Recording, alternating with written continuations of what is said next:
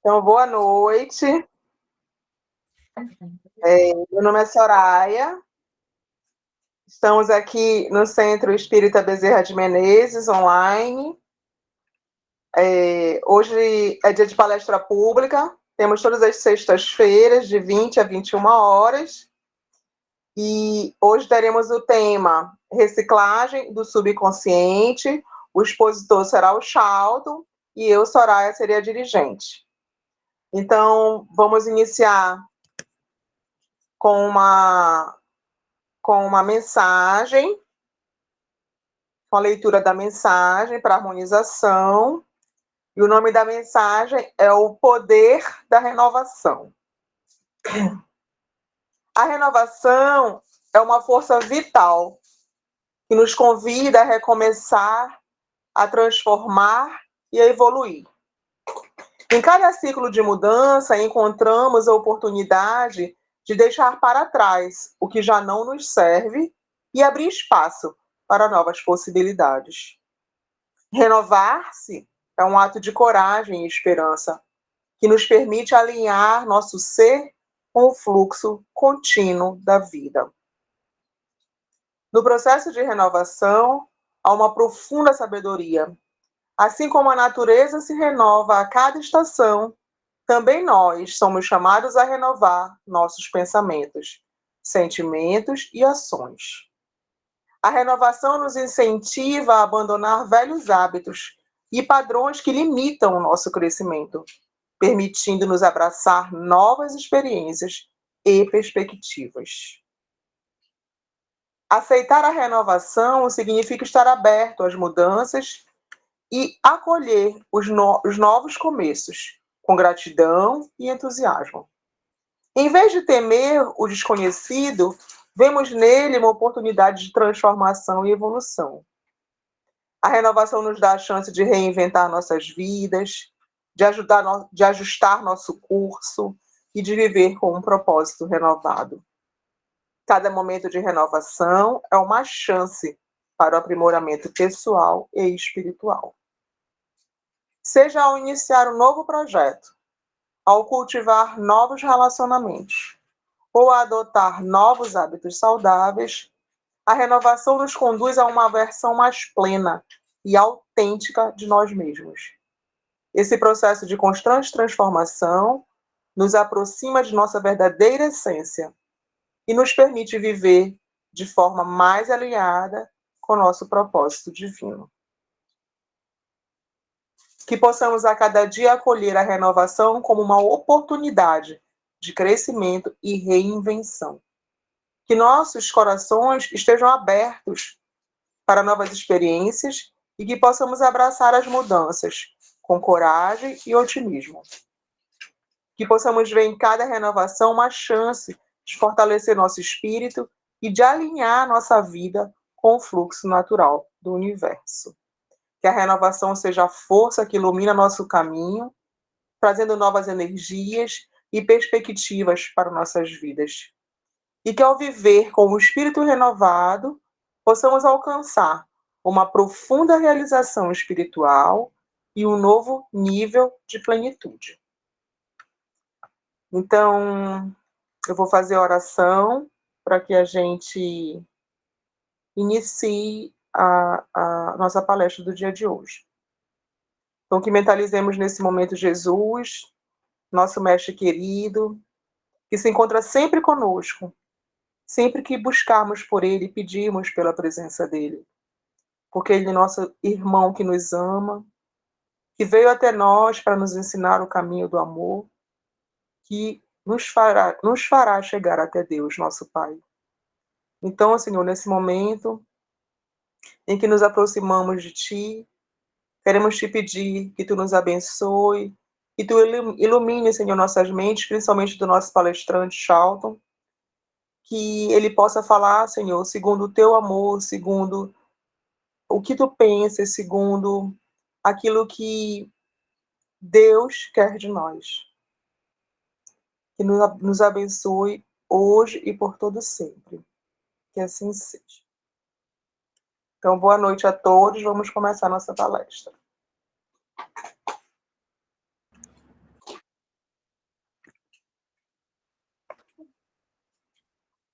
Muito boa noite, ou boa tarde, ou bom dia, dependendo, acreditando que alguns ainda assistirão.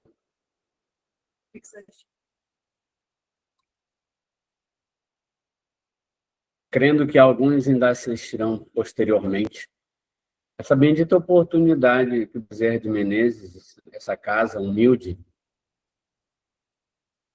e espírita, procura oportunizar para todos aqueles que aqui vêm, que apesar de não virem até aqui,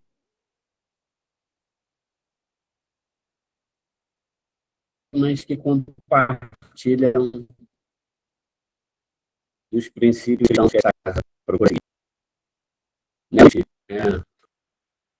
E há muito tempo eu desejava falar sobre a página do subconsciente.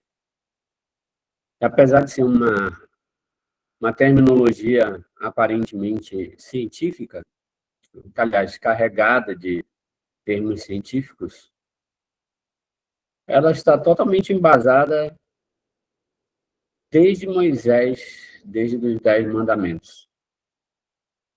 Quando é dito já naquela ocasião por Moisés que deveria se amar a Deus sobre todas as coisas e ao próximo como a si mesmo, é uma reflexão que há tempos eu carrego. Como é que eu amo alguém que eu não conheço? Então, amar a si mesmo exige de nós que a Joana de Ângeles chama do autodescobrimento. Será que realmente eu amo o Charlton? Entra aquela discussão do ser e do estar. Eu estou Charlton, mas eu sou essa pessoa que se apresenta para vocês? Vários pensadores analisam sobre as máscaras que nós utilizamos. A gente utiliza num dia essa imagem perante a família, perante a carga de trabalho, perante os adversários, encarnados ou não.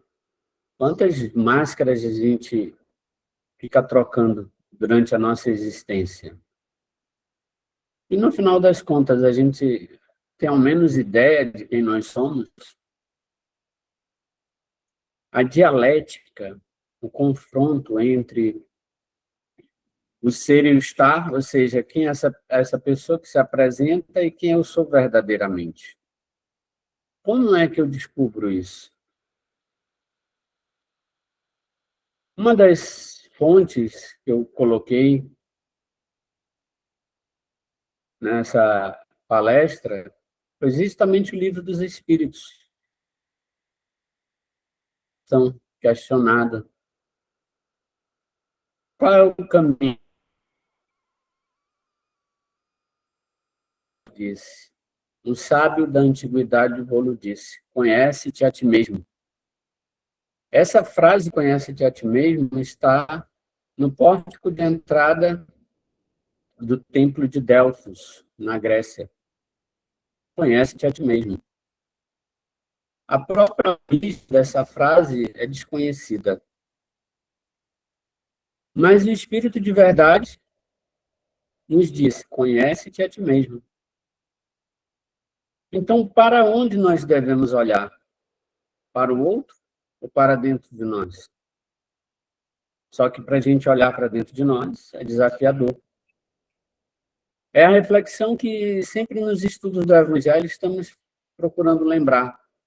Esse Evangelho pode ser belo durante o estudo. Essa palestra e outras palestras que nós podemos assistir ou apresentar, elas podem ser, naquele momento, elas podem ser impactantes, elas podem ser maravilhosas, podem ser eloquentes, pode até nos levar à emoção.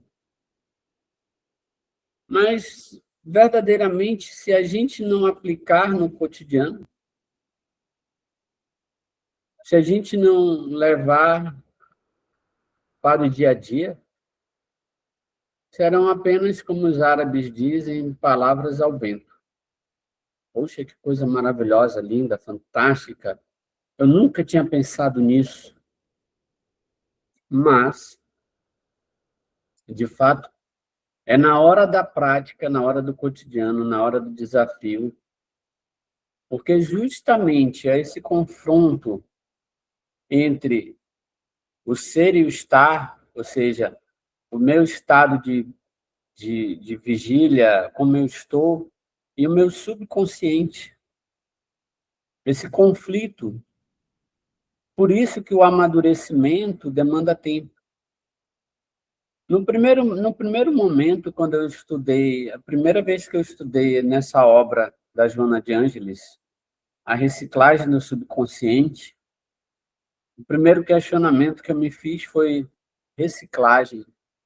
Porque reciclagem, você troca, você substitui o lixo por algo novo, você transforma o lixo.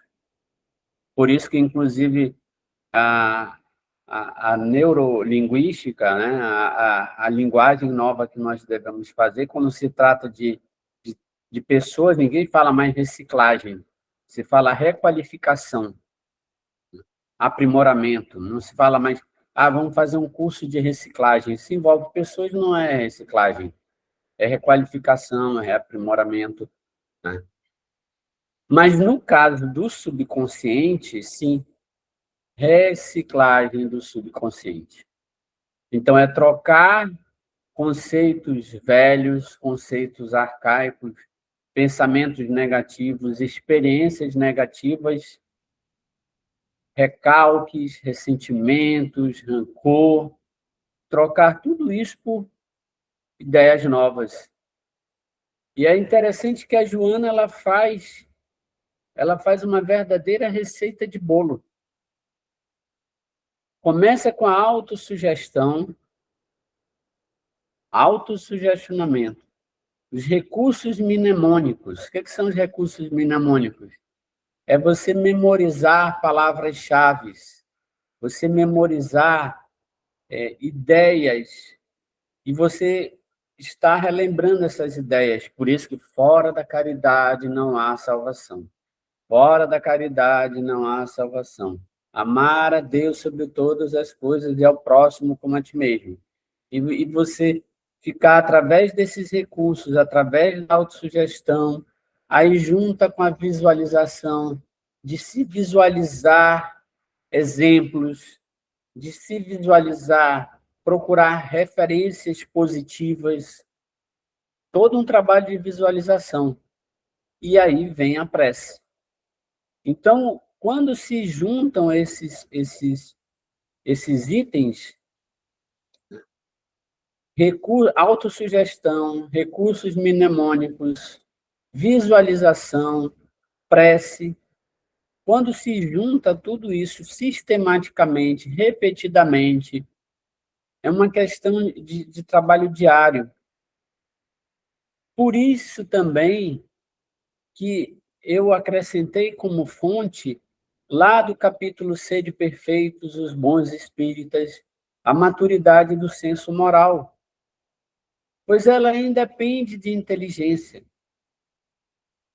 Por mais inteligente que o espírito seja, ele só vai aprender ou procurar aprender aquilo que ele sabe que ele ainda ignora.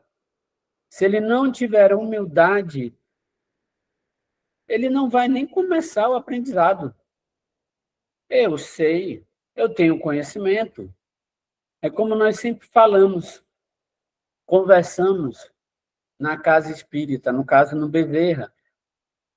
Eu já apresentei quantas e quantas vezes esse estudo. O que eu ainda vou assistir outra pessoa falar sobre isso? Eu já sei de cor salteado. Eu sei até de trás para frente. Mas o que eu vou aprender ainda sobre isso? Eu já tenho esse conhecimento. Mas ouvir é um ato de humildade. Refletir é um ato de humildade. Não adianta. Por mais intelecto que eu tenha, por mais conhecimento doutrinário, cristão,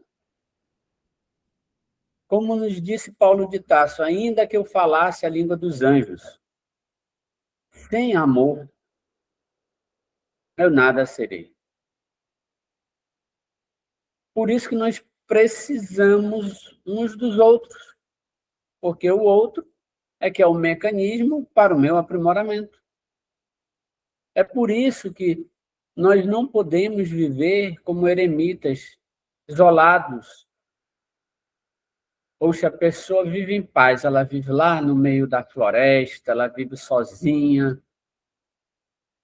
E isso é tão interessante que muita gente hoje pensa que se isolar ou se reunir com algumas pessoas no meio de uma floresta ou num acampamento por 3 dias vai voltar de lá um novo homem.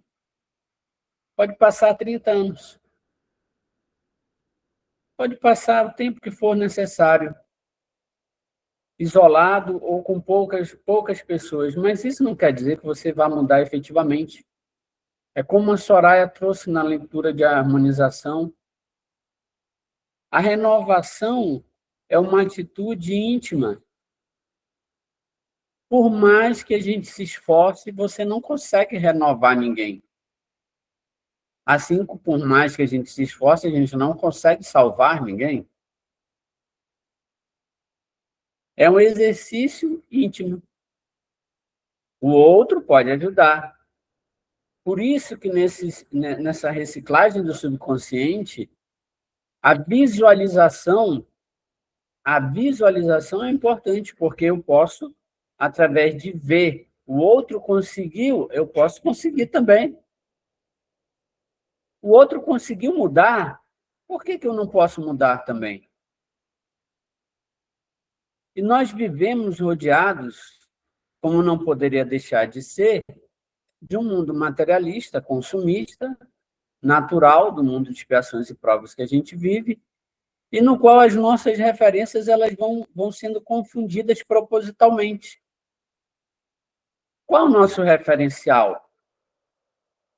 O nosso referencial é alguém da internet que a gente absolutamente não conhece de fato.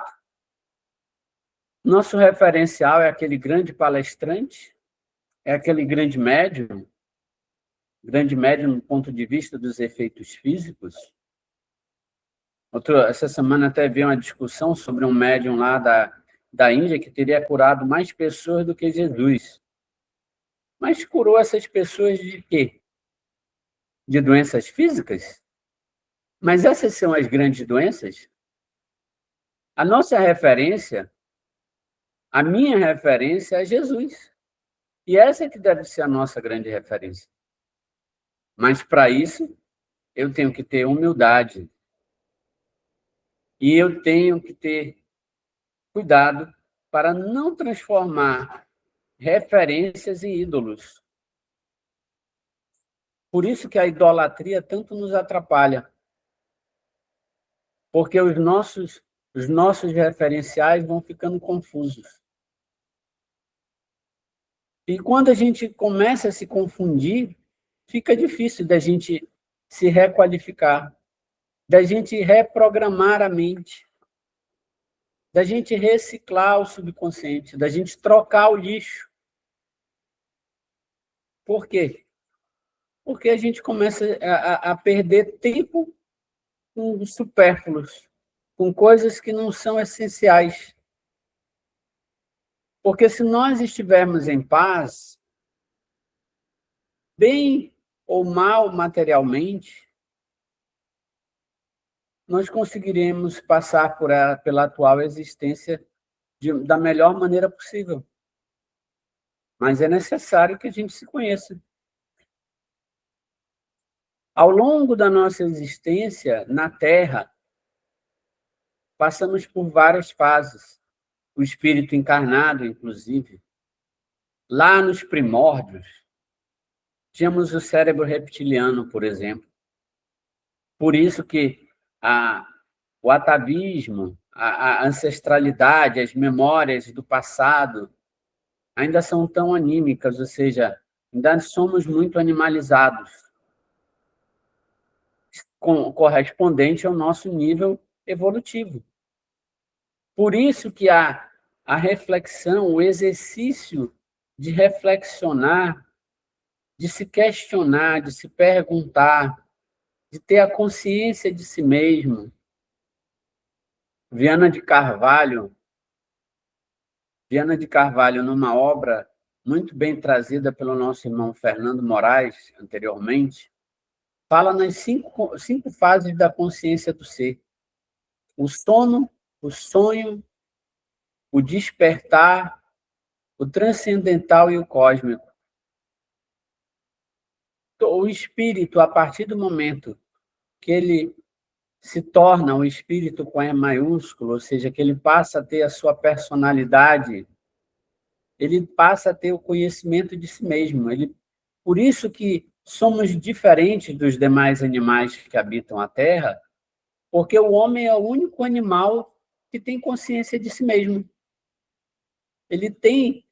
Ele sabe no seu íntimo que ele existe, que ele é um ser. Os demais animais não possuem isso. Por isso que eu, de vez em quando, me deparo com alguns comentários, pessoas dizendo que animais agem como mães, porque agem por instinto, aquele instinto da cria. E a existência do animal comprova que isso não procede, pois aquele mesmo animal que agia protegendo a cria, a partir de um certo momento que a cria oferece obstáculo, oferece concorrência, passa a agir com relação à cria indiferentemente, sem nenhum tipo de laço de afetividade e consciência. Por quê? Porque isso decorre de que o espírito hominal é diferenciado. E, portanto, trazemos as nossas memórias, os nossos arquivos, eles são completos. Nós podemos não acessá-los, nós podemos não ter acesso a esses arquivos na atual existência, podemos não acessar a todos. E, inclusive, a misericórdia divina assim o faz para que nós não saibamos de todos os crimes que nós já cometemos. Crimes perante as leis, tanto dos homens quanto as leis divinas. Mas o exercício da reflexão, o exercício da prece, o exercício da internalização do pensamento crístico, pensar, procurar analisar conforme Jesus colocou o evangelho para a gente. Aí a gente vai começando a botar a mão no queixo e pensar: eu acho que eu não fui tão bom assim. Eu acho que realmente eu devo ter alguns defeitos a corrigir. Provavelmente, eu não sou, como diria a minha amada mãe, eu não sou uma boa bisca. Os nossos adversários espirituais sabem bem o que nós fizemos no verão passado. Então, meus irmãos, Joana de Ângeles, assim, baseada no Evangelho de Jesus, nos traz essa reflexão de que nós podemos mudar, de que nós podemos renovar, mas temos que começar pelo pensamento. Nenhum hábito nosso, ele é modificado sem antes passar por uma atividade psíquica. Eu tenho que exercitar um pensamento contínuo, eu tenho que disponibilizar uma energia contínua para mudar um hábito. Me dá vontade de responder. Me dá vontade de rebater aquilo. E aí, respiração perfeita, né? Que nós ocidentais muitas vezes deixamos de lado. Respirar, prender a respiração, soltar aos poucos, oxigenar o cérebro. E aí vem a ciência e nos diz os estudos atuais comprovam de que nós temos muita dificuldade de perdoar porque o nosso cérebro registra com maior facilidade aquilo que nos causa mal, aquilo que nos faz sofrer, aquilo que dói. Por isso que muitas vezes a pessoa, antes de tomar a agulhada, ela já está sentindo a dor, porque ela já tem esse registro. E aí, isso, consequentemente, vai mexer com o lado moral. Pois eu vejo o fulano, eu vejo a criatura que falou de mim, que me fez sofrer, que me traiu, que me abandonou, ou seja lá o que ela tenha feito, e está lá registrado. E aí, o que nos cabe? Por isso que é tão difícil falar sobre o perdão. É tão difícil falar sobre o perdão. Porque nós, como somos maniqueístas, imediatistas, a gente pensa, é levado a pensar, que se algo não for feito, a criatura vai ficar impune. Ah, nada vai acontecer? Fez, pintou e bordou e vai ficar por isso mesmo? E é por isso que nós, através da reflexão, pensa, não, mas Deus é justo. Se Deus é justo e misericordioso, consequentemente, aquela pessoa ela vai responder por isso. Não preciso ser eu o juiz. Não preciso sou eu o algoz.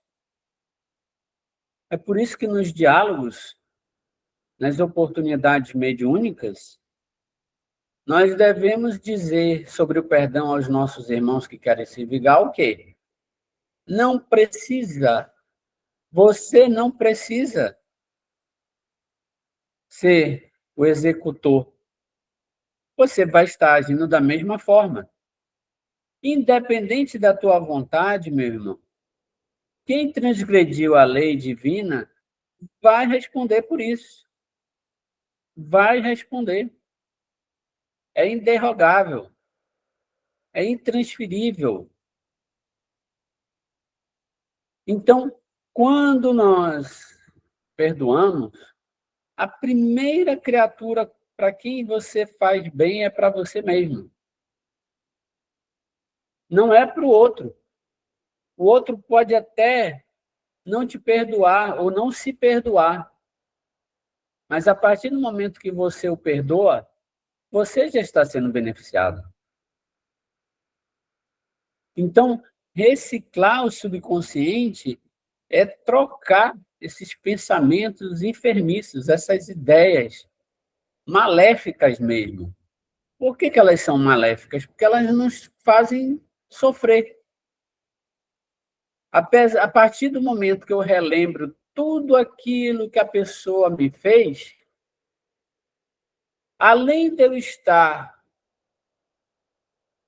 mexendo de novo nessas feridas que já estavam num processo de cicatrização, além de eu estar fazendo isso, muitas vezes eu estou revigorando um processo obsessivo.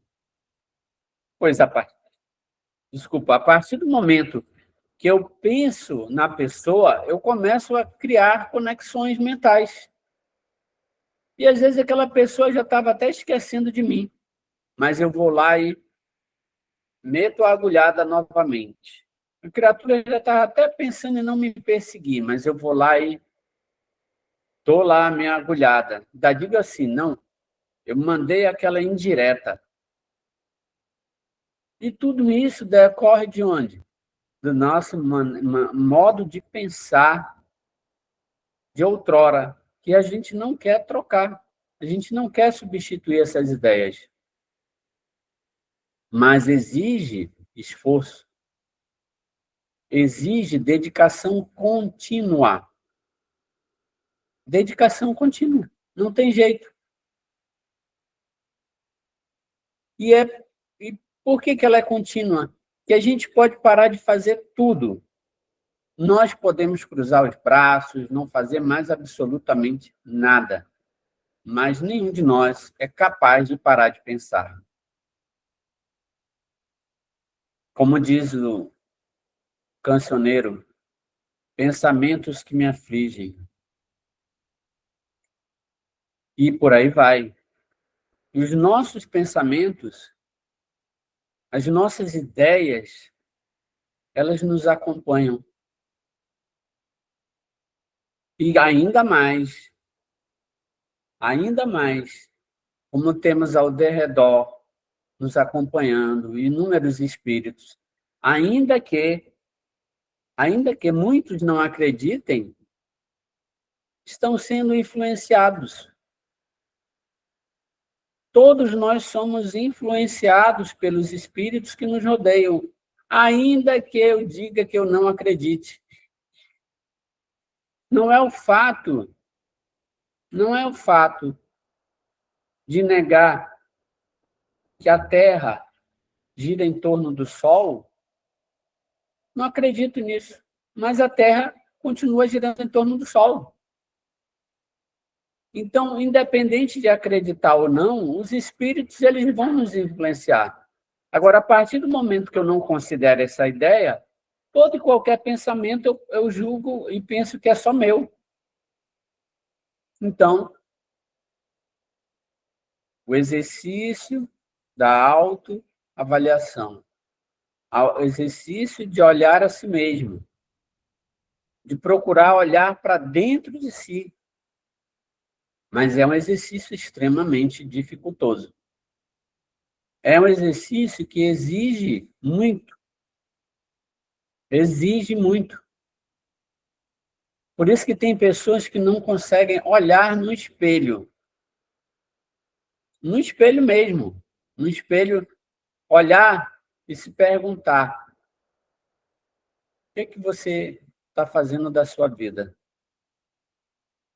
A todo momento, nós podemos fazer esse trabalho que independe da sexta-feira, independe da virada do ano, independe da segunda-feira. Tem gente que se planeja, não, segunda-feira eu começo isso. Não, em 2026 vai ser diferente. A todo momento a gente pode começar esse processo de renovação. Esse processo de renovação, inclusive, já iniciou há tempos. Pois a partir do momento que nós consideramos a existência de Deus, já é um pontapé, já houve um ponto de partida. Mas falando de forma mais mundana, de forma mais direta, se eu quiser mudar em 2026, eu tenho que começar a mudar hoje, agora. Interessante que antes de... Eu cheguei aqui no Bezerra, eu fui buscar lá no passado, 1980 alguma coisa. Estava eu lá no interior do Rio Grande do Sul, no município de Imbé. À noite, estava com os colegas numa casa, visitando o pessoal lá, e a gente foi lá para essa cidade litorânea, lá no Rio Grande do Sul, e eu lembrei ainda há pouco como se fosse hoje. Fui lembrado. Estava eu à noite, estava numa casa, saí da casa, fui lá para o jardim, comecei a olhar para o céu, comecei a pensar, e não era o último dia do ano. Eu não lembro a data. Não era nem sexta, nem segunda-feira, não lembro. Não tinha um dia, não foi um dia específico. Mas ainda há pouco eu fui lembrado disso, ou melhor, eu trouxe dos arquivos, porque só eu, de encarnado, estava ali. Os colegas que estavam comigo estavam dentro lá da casa em que nós estávamos. Eu, parado, olhei para o céu, assim, à noite, olhei para o luar e pensei: quando eu voltar para Manaus, eu vou tomar um outro rumo na minha vida. Eu vou fazer diferente.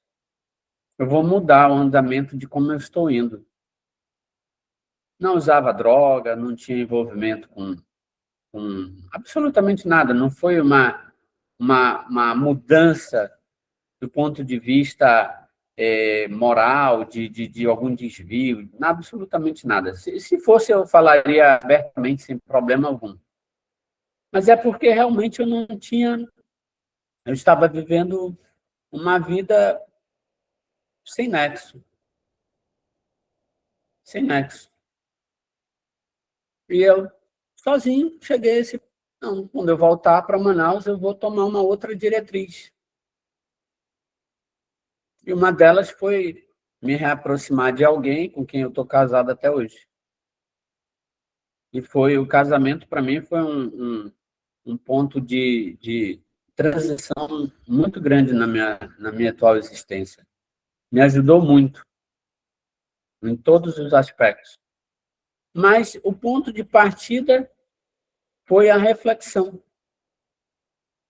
Foi parar numa noite e pensar: não, eu não estou da forma como eu estou, da forma em que eu estou agindo. O que eu vou fazer?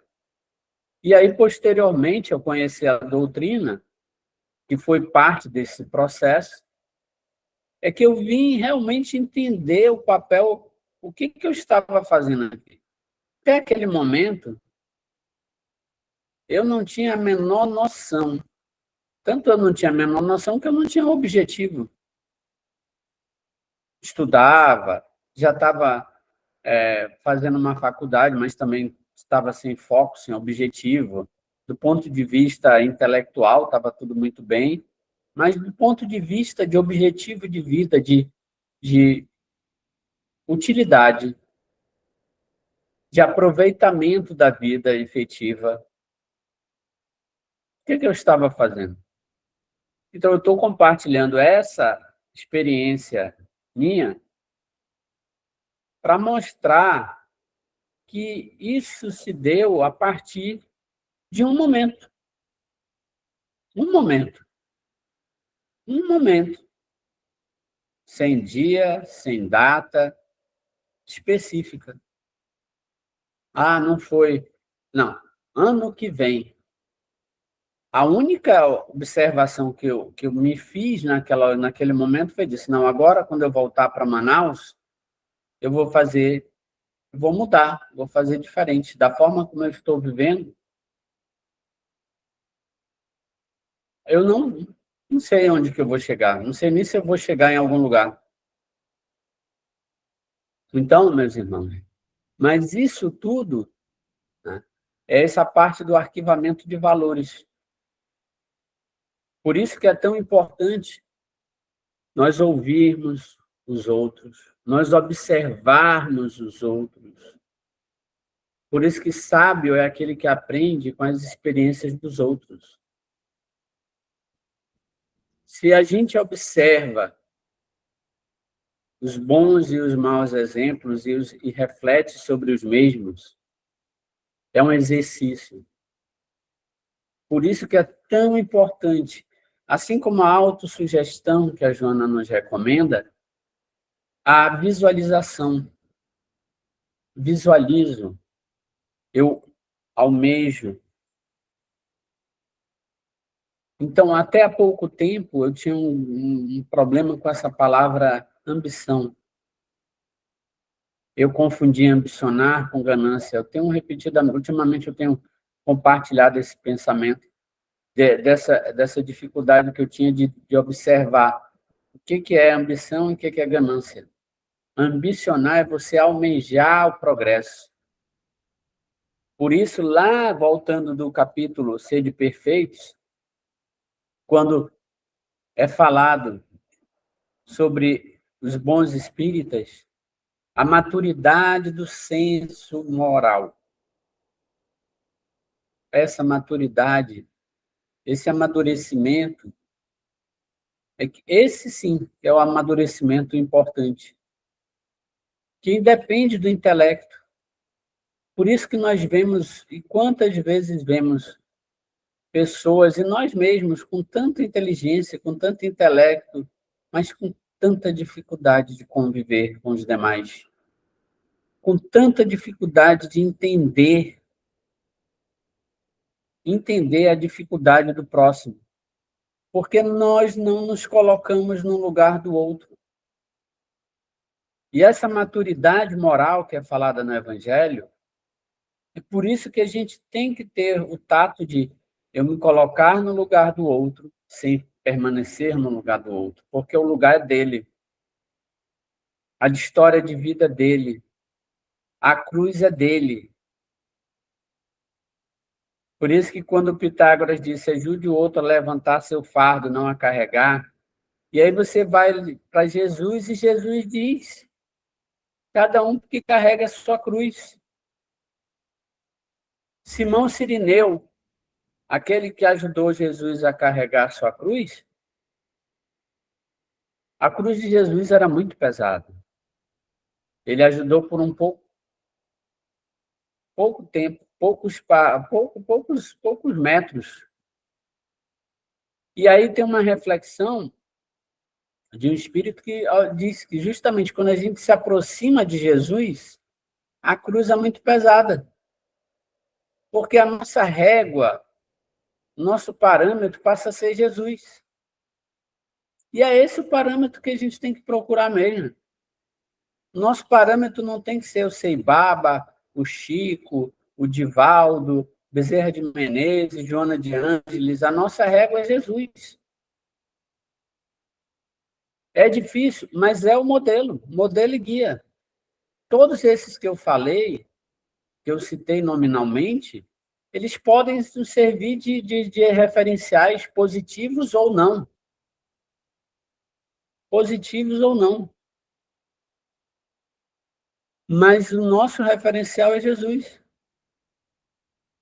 Então, a partir dessa referência de Jesus, é que eu tenho que me observar, tenho que me analisar. Como é que Jesus reagiria? O que Jesus nos recomenda? O que eu devo fazer numa situação dessa? O meu desejo, o meu instinto, me impulsiona, me impele a reagir, a retrucar, a bater, a rebater. O meu instinto me impulsiona a isso. Mas se fosse Jesus, como é que eu agiria? Melhor, como ele agiria? Então, nós estamos continuamente rodeados de oportunidades de aprendizado.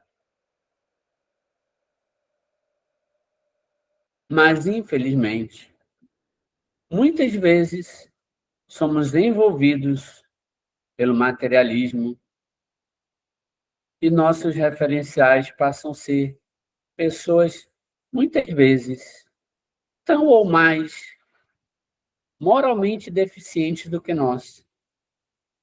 Mas a imagem, o que é posto, o que é apresentado, é o lobo em pele de cordeiro. Então, a gente vê aquele visual, aquela fachada, aquilo maravilhoso, aquilo perfeito. Não à toa que a porta da perdição é a mais larga. Então, vamos refletir. Não é em 2026, não, é a partir de hoje, a partir desse momento, a todo momento. Tem gente que começa e termina o ano do calendário, um calendário cristão, diga-se de passagem, porque o chinês já tem não sei quantos mil anos, o judaico também já tem não sei quantos mil anos. Mas tem pessoas que entram e saem dos anos nas folhas do calendário da mesma forma, sem mudar absolutamente nada no seu comportamento, nas suas reações. Por isso que muitas vezes, para alguns observadores, você reencontra pessoas que dizem assim, é como se o tempo não tivesse passado. Não pelo aspecto estético, que isso até já está começando também a ficar difícil. Tem gente que parece ficar no formol, né? Mas devido a procedimentos estéticos mesmo. Mas, comportamentalmente, quando você conversa com a pessoa, você diz, é como se o tempo não tivesse passado. A pessoa fala da mesma coisa, fala do mesmo jeito, não mudou, não melhorou da sua forma de tratar as pessoas, na sua forma de dialogar, vive naquela mesma panaceia, aquela mesma loucura, como eu digo, aquela ansiedade contínua. Por isso que aquela velha discussão de o fato de embranquecer os cabelos, as pessoas pensam que a pessoa amadureceu, na verdade, não necessariamente, porque o amadurecimento ele se dá através disso. O amadurecimento se dá através da gente trocar o lixo, trocar os pensamentos negativos, fazer essa reprogramação mental, quebrar paradigmas. Eu estou olhando muito aqui para esse lado porque eu estou me baseando pelo relógio. Precisamos nos organizar com relação ao tempo. Então, reprogramar, fazer uma reprogramação mental é um trabalho íntimo, individual.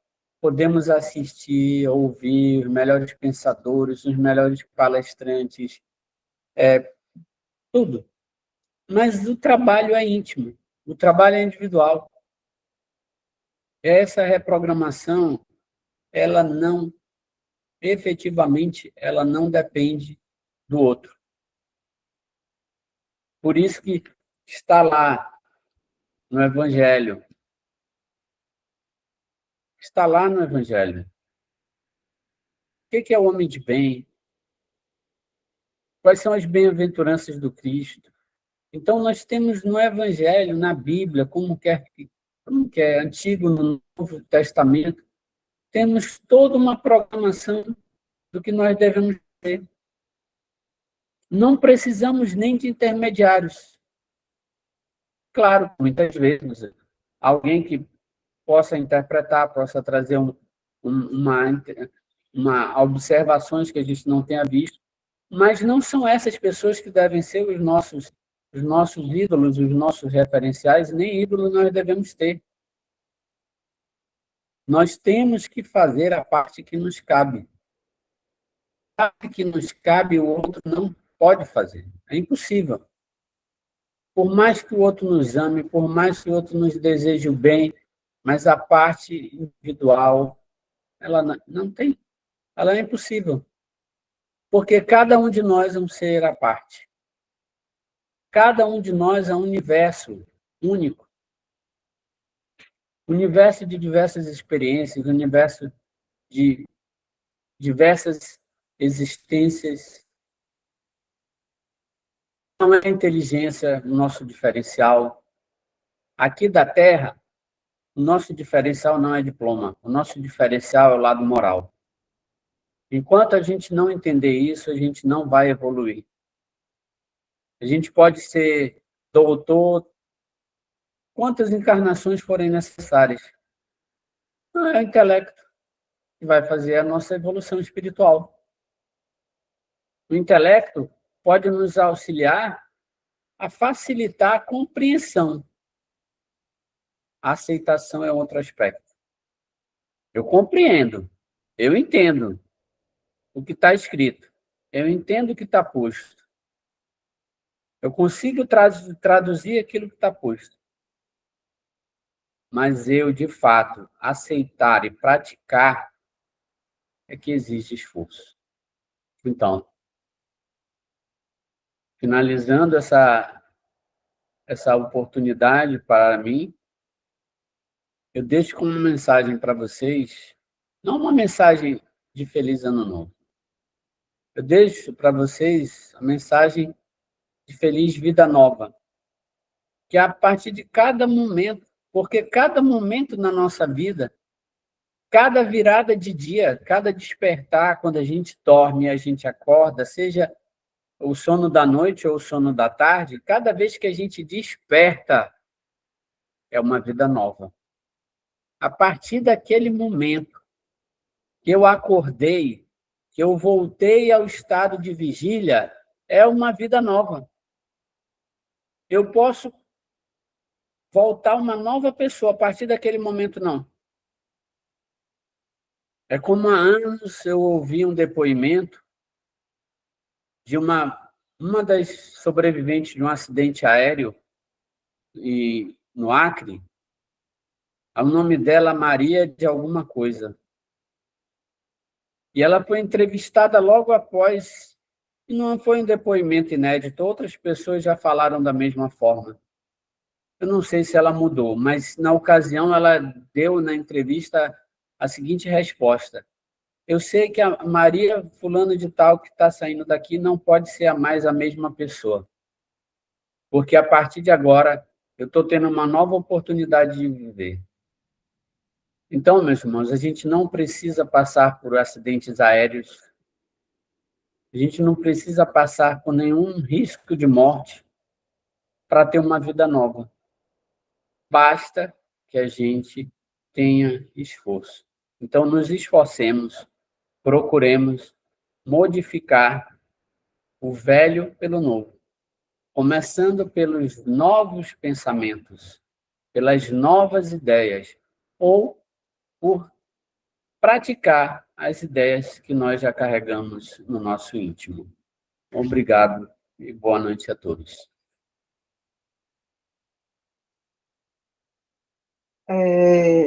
Agradecemos, então, essa oportunidade maravilhosa de ouvir o Charlton.